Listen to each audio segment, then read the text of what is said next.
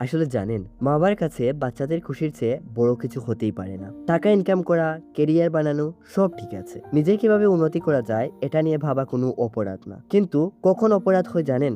যখন নিজেকে নিয়ে ভাবতে ভাবতে আপন মানুষদেরই ভুলে যাই, আর যখন মনে পড়ে তখন ওরা এই পৃথিবীতেই থাকে না। এর জন্য বলি কি, নিজের আপন মানুষগুলোকে সময় দিন, ওদের সাথে হাসি খুশি সময় কাটান। এতটুকু এক জীবন। আজকের মুভির গল্প শোনার পর আপনার চোখ দিয়ে হয়তো জল আসবে না, কিন্তু কিন্তু কিন্তু অনুভব করতে পারবেন বাস্তবতা মানুষকে কতটা নিচে নামাতে পারে। কথা বলছিলাম সম্প্রতি মুক্তিপ্রাপ্ত মুভি দাদি কি শাদি মুভিটা নিয়ে। তাহলে চলুন আর পেছাল না বাড়িয়ে শুরু করি আমাদের আজকের মুভির এক্সপ্লেনেশন। এই যে ছেলেটাকে দেখছেন ওর নাম টনি। পরিবারের সবাই জড়ো হয়ে এই আন্টিকে ঘিরে দাঁড়িয়ে আছে, না জানি আজ কি হয়। এই কাকু হচ্ছেন টনির দাদা। গত 3 বছর ধরে এই আন্টিকে মেয়ে খোঁজার দায়িত্ব দিয়েছেন, কিন্তু কই একটা মেয়ের তো সন্ধান আজ পর্যন্ত দিতে পারেননি। আন্টি পেশায় একজন বিয়ের উকিল। গত 3 বছরে মনে হয় 300টা মেয়ে ওদেরকে দেখিয়েছেন, কিন্তু এদিকে হলে ওদিকে হয় না। জাতের সমস্যা, আবার টনিরও পছন্দ হয় না। আর সবচেয়ে বড় সমস্যা, টনির পুরো পরিবার যৌথ পরিবার। এই কারণে আবার অনেক পরিবার বিষয়টা জানার পর পিছিয়ে যায়। ভাগ্যক্রমে অনেকদিন পর সবকিছু ঠিকঠাক রেখে আন্টি আজ একটা মেয়ের সম্বন্ধ এনেছেন। টনি আবার এই মেয়ের সাথে কলেজেও পড়েছে, তবে টনি ওকে চিনলেও মেয়েটা ওকে চিনে না। যদিও দুজন একই সেমিনারে ছিল, কিন্তু তাদের গ্রুপ ছিল আলাদা। টনি ছিল আর্টসের স্টুডেন্ট আর মেয়েটা ছিল সায়েন্সের স্টুডেন্ট। ওয়ান সাইড লাভ আর কি। মোটামুটি সবকিছু এখানে ঠিক ছিল, কিন্তু তারপরে যে একটা প্রবলেম এখানে থেকেই যায়। আন্টি বলেন মেয়ের ইচ্ছা প্রথমে এঙ্গেজমেন্ট করবে আর ঠিক 2 বছর পর বিয়ে করবে। এর মধ্যে আপনাদের পরিবার সম্পর্কেও ভালোভাবে জেনে যাবে। রাজি থাকলে এক চাপন, না হলে শূন্য চাপন। টনি ওদিক থেকে বলে ওঠে, দাদাজি 3 বছর অপেক্ষা করতে পেরেছি, 2 বছর আরো অপেক্ষা করে নেব।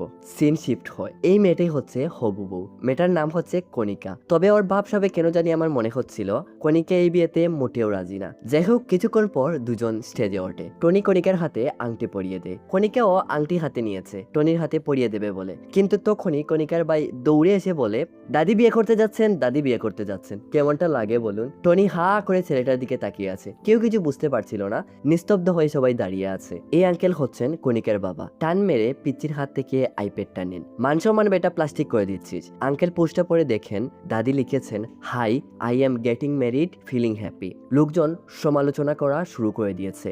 বুড়া বয়সে নোটাঙ্কি করে ফেসবুকে পোস্টও করেছেন। ছি! আঙ্কেল দাদিকে ফোন করে যাচ্ছেন, কিন্তু ফোন তুলছেন না। চারদিকে লোকজনের সমালোচনা শুনে টনির দাদার মগজ জ্বালাফালা হয়ে যায়। উনি বলেন, আপনার মা বুড়া বয়সে একই নোটাঙ্কি শুরু করেছেন। আমি ঈশ্বরের কাছে প্রার্থনা জানাই আপনার মায়ের বিবাহিত জীবন সুখের হোক। আমরা যাই, আমি এই পরিবারে আমার নাতিকে কখনোই বিয়ে দিতে পারবো না। আমরা দেখি কণিকা এতে ভীষণ খুশি। পোস্টে আবার লাভ রিয়েক্ট দিয়েছে। তাহলে আমার ধারণাটাই ঠিক হলো, কি বলেন? আঙ্কেলের টেনশনে মাথার নাটবল্টু একেবারে ঢিলে হয়ে গেছে। এদিকে কখন থেকে দাদিকে ফোন করে যাচ্ছেন, কিন্তু ফোন সুইচ অফই দেখাচ্ছে। এদিকে আন্টিও চিল্লাফাল্লা করছেন, তোমার মায়ের এই ডিসিশনের জন্য আজ আমার মেয়ের বিয়ে ক্যান্সেল হলো। ওনার জন্য আমার ছেলের জীবনেও যে এরকম দিন আসবে না, তারও কি কোনো গ্যারান্টি আছে? এই আঙ্কেল হচ্ছেন দাদির ছোট ছেলে। উনিও ফেসবুক স্ক্রল করার সময় যখন দেখেন দাদির এরকম পোস্ট, উনিও পুরো আহম্মক হয়ে যান। উনার এখন কি করা উচিত কোনো কিছু বুঝতে না পেরে আন্টিকে নিয়ে সোজা মন্দিরে চলে আসেন আর ঠাকুরের প্রার্থনায় মগ্ন হয়ে যান। ফোন করতে করতে ফোনের ব্যাটারি চার্জ শেষ হয়ে যায়। দাদির তো আর নড়াচড়া নেই। পরের দিন সকাল হতে না হতে ব্যাগট্যাগ গুছিয়ে সবাই সিমলার উদ্দেশ্যে বেরিয়ে পড়ে। আসলে আন্টি একাই ওখানে থাকেন। আঙ্কেল আর ওনার ভাই দুজনেই বিয়ে টিয়ে করে এখন বউ বাচ্চা নিয়ে আলাদা আলাদা জায়গায় থাকেন। জানি নাকি দাদির এক মেয়েও আছে, শুনে না, সময় মতো পরিচয় করিয়ে দেব। আঙ্কেল আন্টি ঘর থেকে বেরিয়েছেন, তখনই এখানে টনি এসে হাজির। আসলে ওর দাদার গতকালের এমন রুট ব্যবহারের জন্য ক্ষমা চাইতে এসেছে। যখন জানতে পারে সবাই সিমলা যাচ্ছে এই কাহিনী, তখন টনি বলে, আসেন আপনাদের ছেড়ে দিয়ে আসি। বলেই ব্যাগটাকে ওদের কাছ থেকে টেনে নিয়ে গাড়িতে তুলে নেয়। এত লং জার্নি গাড়ি করে তো যাওয়া যাবে না, এজন্য গাড়িতে বসে বসেই টনি ট্রেনের টিকিট বুক করে নেয়। কিছুক্ষণ পর স্টেশনে আসলে এদের নামিয়ে বলে, আপনারা যান, আমি গাড়ি পার্ক করে আসি। টনি এরপর এসে ওদের ব্যাগটেক আবার ট্রেনে তুলে দেয়। এই রে, একটা তো টিকিট এক্সট্রা বুক করে নিয়েছি। কণিকা বলে, সমস্যা নেই তো, টিকিট না নিয়ে ট্রেনে উঠলে এটা অপরাধ। এক্সট্রা বুক হয়েছে, সমস্যা নেই তো। আরে কি যে বলেন কণিকাজি, ওয়েস্ট হবে না? আমার একটা বন্ধু আছে চাঁদনিঘাট থাকে, ওখানে নেমে যাব। ও খুশি হবে, টাকা উসল হয়ে যাবে, আন্টিও তো খুশি। আর যাই হোক, যেতে যেতে টনির সাথে কথা বলে মনটা তো হালকা করতে পারবেন। কয়েক ঘন্টা জার্নির পর স্টেশনে নামার পর এদিকে আমরা দেখি এই আঙ্কেল আন্টি দাঁড়িয়ে ওদের জন্যই অপেক্ষা করছিলেন। টনি তাড়াতাড়ি গিয়ে ওদের প্রণাম করে আঙ্কেল টনিকে এদের সাথে পরিচয় করিয়ে দেন। এখান থেকে এখন সবাই একসাথেই সিমলা যাবে। অনেকটা লম্বা রাস্তা। এই ছেলেটার নাম ববি, নাগ আঙ্কেলের ছেলে। সেই কখন থেকে গাড়ি চালিয়ে চালিয়ে আসছে, ক্লান্ত হয়ে গেছে, এখন বলছে আর গাড়ি চালাতে পারবে না। নাগ আঙ্কেল আবার একটু অলস মানুষ, তাহলে কি আমি গাড়ি চালাবো? বাপ বেটার মধ্যে ঝগড়া লেগে যায়। টনি এসে বলে, আরে চিন্তা কিসের, আমি আছি তো, আমি গাড়ি চালাবো। এখন যতক্ষণ না আপনাদের ফ্যামিলি ম্যাটার সলভ হচ্ছে আমি আপনাদের সাথে আছি। বলি এদের সবাইকে গাড়িতে তুলে সবাইকে নিয়ে বেরিয়ে পড়ে। কিছুক্ষণ পর সবাই দাদির বাড়িতে চলে আসে। কলিং বেলের শব্দ শুনে দাদি যখন দরজা খুলে এদের সবাইকে দেখেন, উনি যে কতটা খুশি হন তা আসলে ভাষায় প্রকাশ করার মতো না। দাদি সবাইকে ঘরে ডেকে এনে বলেন, অনেকদিন পর তোরা ঘরে আসলি, কি খাবি বল? চা, কফি, রুটি, পরোটা। আন্টি ফিসফিসিয়ে আঙ্কেলকে বলেন, আটা রুটির কথা বাদ দিয়ে যে কাজের জন্য এখানে এসেছি উনাকে জিজ্ঞেস করো। আঙ্কেল নাককে জিজ্ঞেস করতে বলেন। আঙ্কেল বলেন, আপনি বলুন, আপনি বড়। তোরও তো মা বেটা। দুই ভাই কথা কাটাকাটিতে ব্যস্ত হয়ে পড়ে। ওদিকে দাদি বরণডারা সাজিয়ে এনে টনিকে বরণ করেন, নতুন জামাই এসেছে। দাদি আজ খুব খুশি। তখনই আঙ্কেল বলেন, মা তুমি একবারও মানে ভাই বলতে চাচ্ছেন, তুমি মানে মা। কেউ সাহস করে বলতে পারছিল না, দাদিও কিছু বুঝতে পারছিলেন না। এদের নোটাঙ্কি দেখে কণিকার আর সহ্য হয় না। ওই দাদিকে জিজ্ঞেস করে ফেলে, দাদি তুমি কি আসলে বিয়ে করতে যাচ্ছ? দাদি এই বিষয়ে কথা বলতে মোটেও আগ্রহ দেখাচ্ছিলেন না। বলেন, সকালে এই বিষয়ে কথা হবে, অনেকটা পথ জার্নি করে এসেছো, এবার যাও ঘুমাও গিয়ে। টনি বলে, দাদি উনারা অনেক সাহস করে অনেক কষ্টে কথাটা জিজ্ঞেস করেছেন, না জানলে ঘুম আসবে না উনাদের। আপনি কি আসলেই বিয়ে করছেন? মানে হ্যাঁ। হ্যাঁ কি বললে? হ্যাঁ সত্যি বিয়ে করব। সবাই কথাটা শুনে স্তব্ধ হয়ে যায়। আচ্ছা আচ্ছা, বাকি কথা কাল সকালে হবে, আমার খুব ঘুম পেয়েছে, যাই আমি, তোমরাও গিয়ে ঘুমিয়ে পড়ো, যাও যাও। দাদির এই সিদ্ধান্তে আর কেউ খুশি না হলেও কণিকা তো খুশিতে খিলখিলি ডাকাচ্ছে। পরের দিন আন্টি সকালে ওয়াকিং এর জন্য বেরিয়ে গেলে এরা এদিকে দাদির স্বামীকে এটা কিভাবে জানা যায় এই বিষয় নিয়ে ডিসকাস করছিল। তখনই দাদি এসে হাজির। কিরে, রাতে তোদের ঘুম কেমন হইল? ঘুমাবো কেমনে? স্বপ্নে কাল পাপা এসেছিলেন, বলেছিলেন তুমি যে বিয়ে করছো উনি খুব কষ্ট পাচ্ছে। তোমার কি মা এসব মজা মনে হচ্ছে? এই বুইড়া বয়সে কি নাকামো শুরু করেছো? তোমার বিয়ের জন্য কণিকার বিয়েও ক্যান্সেল হয়ে গেছে, তুমি কি এটা জানো?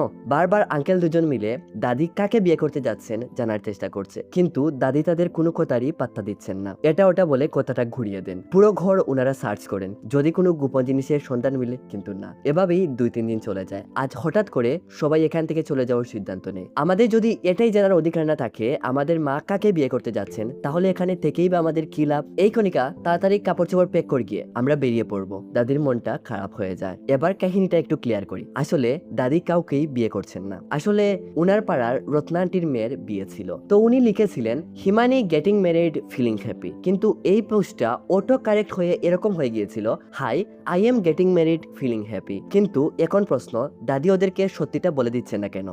দুনিয়াটা বড় স্বার্থপর জানেন। ওদের জীবনে মায়ের থেকে বেশি জরুরি টাকা আর বউ বাচ্চা। 7 বছর, হ্যাঁ 7 বছর পর ওরা বাড়িতে এসেছে। কণিকার এঙ্গেজমেন্টের খবরটা পর্যন্ত ওরা উনাকে দেয়নি। এর জন্য ওরা জিজ্ঞেস করা মাত্রই উনি বলে দেন, হ্যাঁ আমি বিয়ে করতে যাচ্ছি। আর যাই হোক, আমার এই মিথ্যার জন্য ওরা কয়টা দিন তো আমার কাছে থাকবে। হ্যাঁ এর জন্য হয়তো ওরা আমাকে অন্য চোখে দেখবে, কিন্তু এতে আমার কিছু এসে যায় না। সিন আসে বর্তমানে। তো আন্টি আজ এমন এক বিপদে পড়েছেন, এদের সবাইকে আটকানোর জন্য কিছু তো একটা এবার বানিয়ে বলতেই হবে। তখন উনার মাথায় একটা আইডিয়া আসে। কিছুক্ষণ পর সবাইকে একসাথে জড়ো করে বলেন, আমি জানি আমি যেটা করতে যাচ্ছি এর জন্য তোমরা সবাই আমার উপর খুবই রেগে আছো, কিন্তু আমার উপর তোরা ভরসা রাখ, আমি এরকম কিছু কখনোই করব না যাতে তোদের অপমানিত হতে হয়। আচ্ছা এসব বাদ দাও, তোরা সবাই তোদের নতুন বাবার নাম জানতে চাস না? তো ওনার নাম হচ্ছে ক্যাপ্টেন আদি বিষ্ণু রেড্ডি। আর এই লোকটাকে জানেন? এই যে আন্টিদের সাথে বসে আছে ওই আদি বিষ্ণু রেড্ডি। বুড়িরা হইয়া গেছেন, বুড়িদের সাথে টানকি মারার স্বভাব এখনো যায়নি। জগিং ওয়াকিং এ বেরোলেই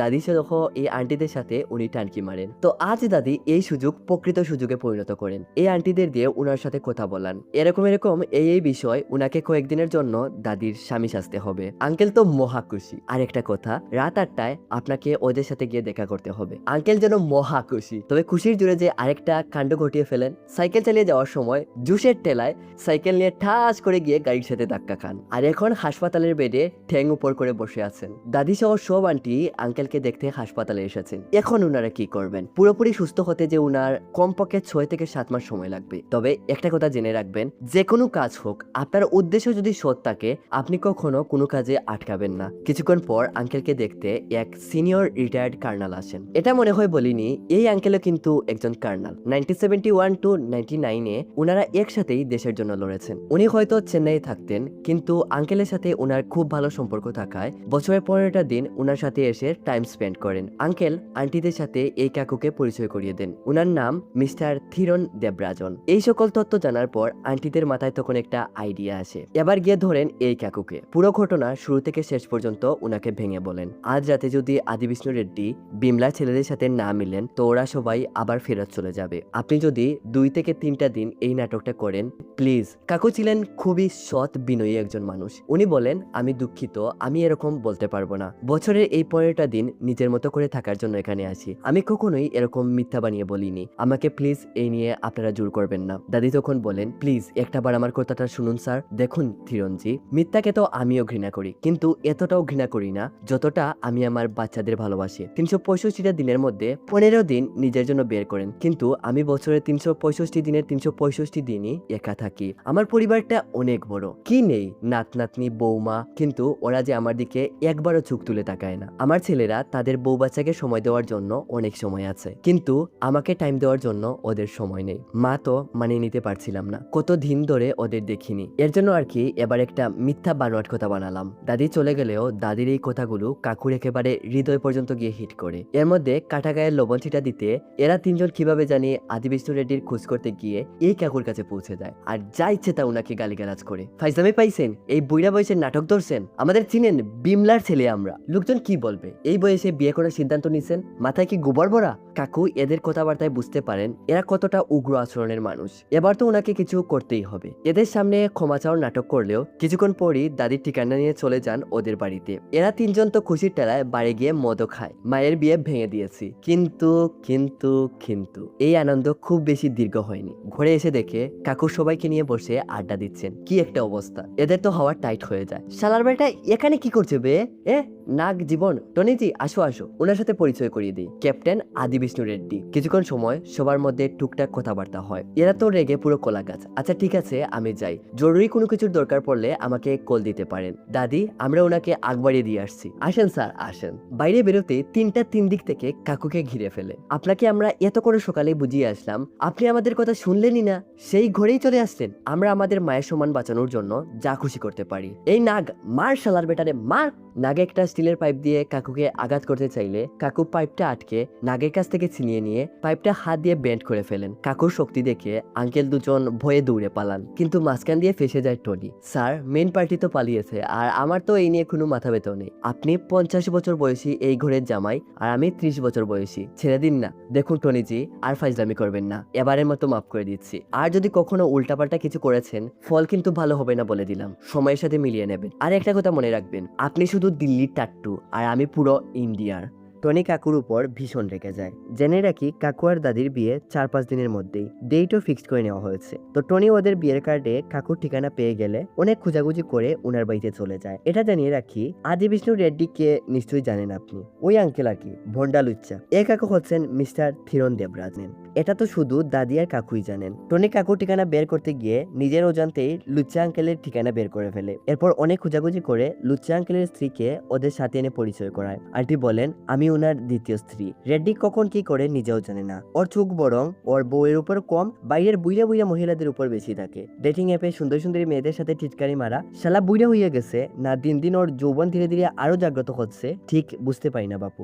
আমার জীবন তো বরবাদ করেই দিয়েছে শালা বেটা, আমি চাই না আর কারো জীবন বরবাদ করুক। এর জন্য টনিজির কাছ থেকে খবরটা শোনা মাত্রই দেরি না করে এখানে ছুটে আসি। দাদি মনে মনে খিটখিটি হাসছিলেন, না জানি আরো কত যে নাটক দেখতে হবে। এর কিছুক্ষণ পর কাকু এসে বাড়িতে ঢুকেন। এরা সবাই বাইরে দাঁড়িয়ে ওনার জন্যই অপেক্ষা করছিল। কাকু ফুরফুরা মন নিয়ে ফুলের তোড়া নিয়ে দাদির দিকে এগিয়ে যেতেই নাগ বলে, আপনার ওয়াইফ একটু আগে এখানে এসেছিলেন, আপনার সম্বন্ধে আমরা সবকিছু জেনে গেছি। কাকু এবার গিয়ে কাহিনীটা ধরতে পারেন। আমাদের মাকে তো বেটা তোর জালে ফাঁসিয়ে দিয়েছিলি, ভাগ্যিস সময় মতো টনি জি আমাদের সবকিছু জানিয়ে দিয়েছেন। সালার বেটা, তুই যদি বয়সে বড় না হতি তোকে নাগ, তুই একটা কথাও বাড়াস না। তুই নিজেও জানিস না। উনি দূর থেকে কাকু কথাটা টেনে নিয়ে দাদিকে বলেন, ওরা যা যা বলতে চায় বলুক। কাকু মুখ বুঝে এদের সব অপমান সহ্য করেন। সত্যিটা বলে দিলেই তো সব সমস্যার সমাধান হয়ে যায়, কিন্তু উনি এরকম কিছুই করেননি। মাথা নিচু করে ওখান থেকে চলে আসেন। সিন আসে পরের দিন সকালে। সবাই তাদের ব্যাগ ট্যাগ প্যাক করে বেরিয়ে পড়েছে। ঠিক তখনই পুলিশ এসে টনিকে অ্যারেস্ট করে। টনি বুঝতে পারছিল না আসলে তার সাথে হচ্ছেটা কি। গতকাল যে আদি বিষ্ণু রেড্ডির স্ত্রীকে কাকুর বউ বানিয়ে দাদি সহ সবার সামনে না জেনেই টনি একজন ভদ্র মহিলা সম্পর্কে এত বড় মিথ্যা বানোয়াট কাহিনী বানিয়ে বলল, উনি বেঁচে থাকলে কখনোই এই অপমান সহ্য করতে পারতেন না। কাকুর বিষয়টা খুব খারাপ লেগেছিল। উনি এই উত্তম সময়টার জন্যই অপেক্ষা করছিলেন। এর জন্য গতকাল রাতে একটা কথারও উনি জবাব দেননি। আর আদি বিষ্ণু রেড্ডির স্ত্রী আর কাকুর মধ্যে ঝামেলা কোত্থেকে জানেন? নাম তো ঠিক আছে, কিন্তু টনি তো জানে না প্রকৃত আদি বিষ্ণু রেড্ডি কে। এই মিসআন্ডারস্ট্যান্ডিং এর জন্য একজন রিটায়ার্ড কার্নালের স্ত্রী সম্পর্কে উল্টোপাল্টা কথা বলার জন্য পুলিশ টনিকে অ্যারেস্ট করে জেলে নিয়ে যায়। এর মধ্যে এদের সবাইকে পুলিশ আবার অর্ডার দিয়ে গেছে, ওরা ওদেরকে না বলে যদি সিমলা থেকে গিয়েছে পাচার অস্তিত্ব থাকবে না। কিন্তু সবাই আবার মালপত্র গাড়ি থেকে নামাচ্ছে। তখনই সুনেনা ওর মেয়েকে নিয়ে এখানে আসে। মনে আছে, ক্লু দিয়ে কিন্তু অনেক আগেই রেখেছিলাম। আঙ্কেল বুঝতে পারছিলেন না হঠাৎ করে সুনেনা এখানে আসলো কেন। নিশ্চয়ই এর পেছনে কোনো বড়সড় মতলব লুকিয়ে আছে। যাই হোক, এই সম্পর্কে আমরা একটু পরেই বিস্তারিত জানবো। দাদি তো অনেক খুশি, সুনেনাকে জড়িয়ে ধরেন। সেই কবে জানি দেখা হয়েছিল ঠিক ভালো করে মনেও করতে পারছেন না। এদিকে টনি সবার চোখে এতটাই নিচু হয়ে যায়, মন খারাপ করে থানায় বসে আছে। পুলিশ ওকে বলে মিথ্যা বলা পাপ, এটা 1000 বার লিখার জন্য। টনি হয়তো নিজের দিক থেকে ঠিক ছিল, যেটা হয়েছে এটা তো আর ইচ্ছে করে করেনি। তবে এটা কে কাকে বোঝায়? কথা বাড়ালে পুলিশ ওকে 10,000 বার মিথ্যা কথা বলা পাপ লিখতে বলে।